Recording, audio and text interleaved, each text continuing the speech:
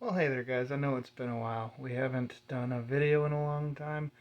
We haven't done any off-roading all year long, really, other than going to Greg's, which I think was the last off-road video we had.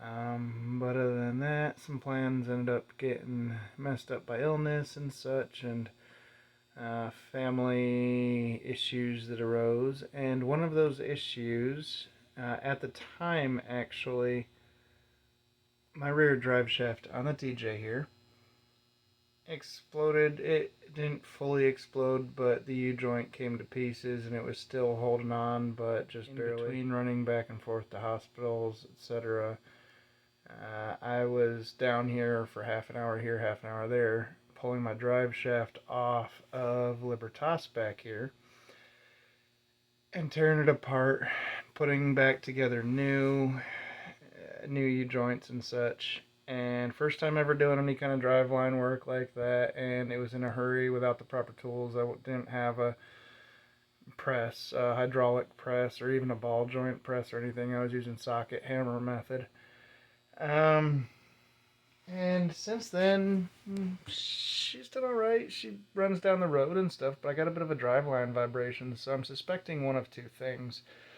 The first being that potentially when I took that double cardan joint apart, I know for sure I didn't mark which direction it was going, which direction the yoke was, and so it's possible I got that yoke on flipped 180 degrees, and thereby throw the whole balance of the drive shaft off.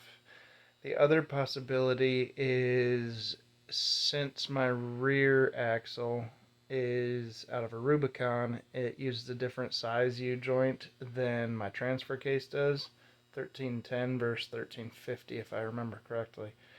And the Rubicon yoke actually is a little bit bigger than the 1310 of my drive shaft, which isn't actually a drive shaft ordered to length for this build, but apparently this was before I was doing a lot of my own work. Apparently the yoke was not ordered, that rear yoke was not ordered to be for the 1350 U-joint. So I've got a 1310 U-joint in there, and I might not have gotten it entirely aligned correctly.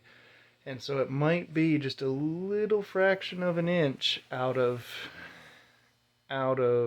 balance, out of place, out of center, basically. So what I'm going to do, I'm going to start, I've got a caliper now, I'm going to get down there and see. Hopefully it's just out of place. Hopefully I didn't get it centered up correctly when I cranked everything down, because again, I was in a hurry. Yeah, my top is getting old and worn out. But I was in a bit of a hurry, and maybe I just didn't get it centered. So hopefully that's it. Otherwise, I guess I'm taking the drive shaft apart and flipping that carrier yoke, I think it's called. Flipping that one around.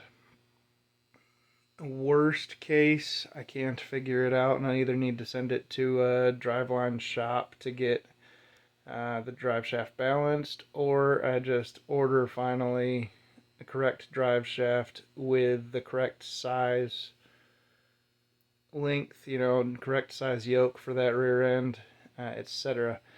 But here's something that I've posted online, but my YouTube followers have not seen yet. Check it out. So if you remember the build, I took out the back seat, and the back seat is still sitting here in a pile of mess because I haven't been too good about keeping up with projects. But then we adopted a boy, and so we needed an extra seat.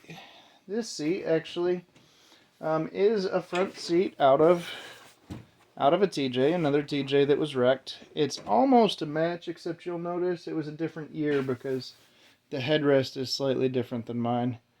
But it actually is a little better because this one has the vinyl back. So if water were to drip, it's not going to get as wet. Now the front's not vinyl, it is regular cloth seat. But if you look at my old ones, they're cloth on the back too. So I sent this off to a welding shop. I originally planned to do it myself, but just with stuff going on, I didn't have the time, so I ended up having a shop build this for me. This whole tire comes off. You actually have to split it here because otherwise it won't go over far enough to get around to the seat. But that's mounted in several places. It's got a quick release. I don't know. That's the newest update to her. I do need to get the hardtop on for winter, and I need to get that driveline figured out. And then I think in the spring I'm gonna build. This is secured in now, which before it was just kind of sitting. This is my little 8-inch sub. It was just sitting pressed up against the seat, but the spare now is kind of blocking that.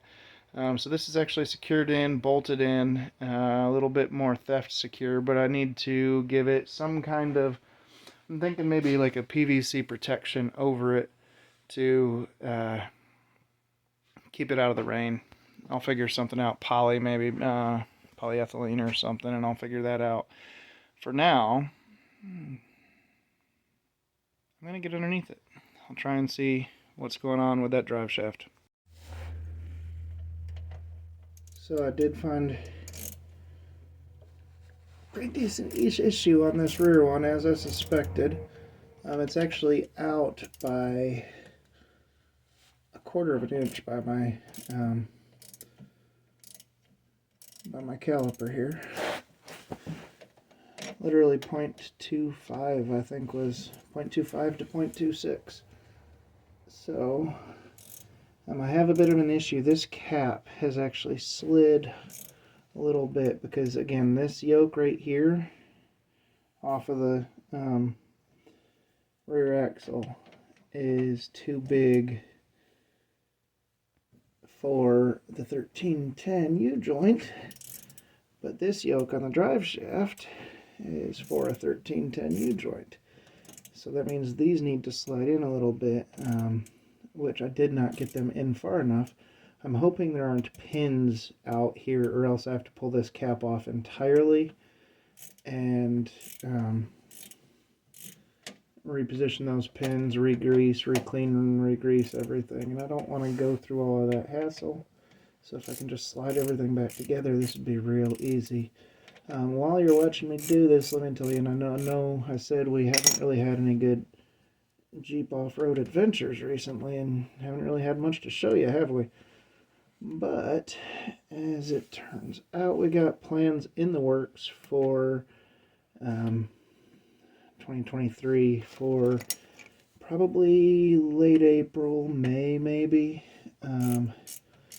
A nice long off-road trip, kind of like our 2021 UP trip was, but this time heading southeast, kind of more in the springtime. There's that. Probably some more local style wheeling. Maybe hit up a few of the local off-road parks. I've honestly always avoided the off-road parks. I'm more of a trails guy. I like to get out wheeling in the forest and see what's out there, search for obstacles rather than just driving around a park hitting obstacles, you know. But getting around and just hitting obstacles can be fun too, and a little more opportunity to play and whatnot with less time of just wandering. So they both have their advantages, but I might get into a little bit of that. If you remember the Blue YJ, they have that running now, I believe, and I want to get it out and test it. And there is actually an off-road park that's almost perfectly halfway between them and us, so it just seems to make sense.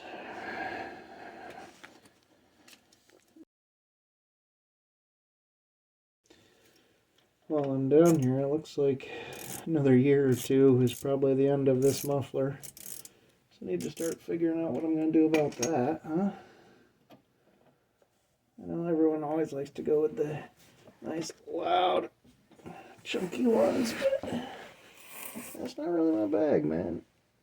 Again, I like getting out in the forest, and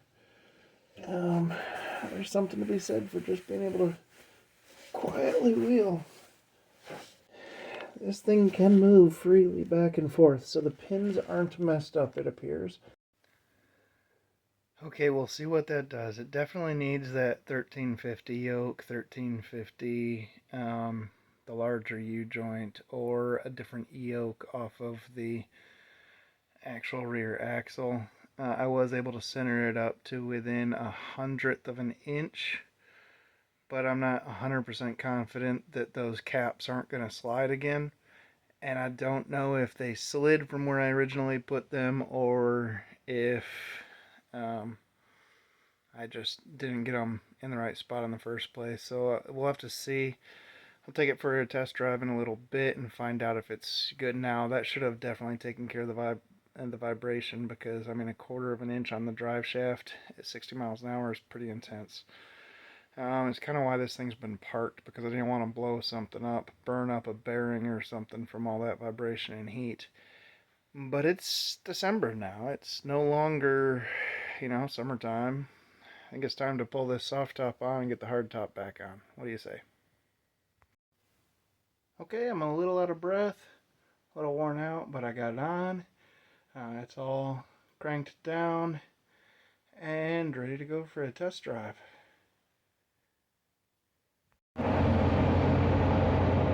Well, I'm out here and it seems to be running nice and smooth. Take my hand off the wheel's not shaking, my seat's not shaking. There's no real vibration other than just general, I've got big knobby tires and whatnot, but it feels like my old Jeep again. It actually feels better than it has in a long time. I think that U-joint was going bad for a while. So I think we're good and ready for winter. This thing has been, though, set aside. It's not my daily anymore. Now this is just a toy. Get to town if I want to, but I'm doing a 60-mile each way commute now every day, and the old girl's not up to it. So I've got a Grand Cherokee. Got the Trailhawk, and it's been pretty good to me so far. We'll see how winter goes. I'm probably going to need tires on it. If not this winter, I will next winter. And I'm going with those Falcons again if I can get them, because they've been really, really good tires for me. So, sorry about that. I'm on back roads, just in case anyone's wondering. I have not seen a car yet. I think there was one past me, actually. But no, it's been a good test ride. So that makes me happy. Oh, here comes a car. That makes me happy, because I was a little worried that I screwed something up again. As I said, this was my first time ever doing a drive shaft repair, driveline repair myself. And anytime you're getting into something new without someone to show you how, and just kind of taking stuff apart and trying to figure it out, it's always a little nerve-wracking. But sometimes it's trial and error, and I erred at first, and it's fixed now, and we're good. So again, keep an eye peeled. Hopefully April, March time we'll have another big excursion, maybe some short trips before then. Got a few projects such as this one to do, and then we have a really big project with the Gladiator in the long-term plan. So I don't know when we'll see that, but thanks for watching, y'all. The Lord bless you and keep you.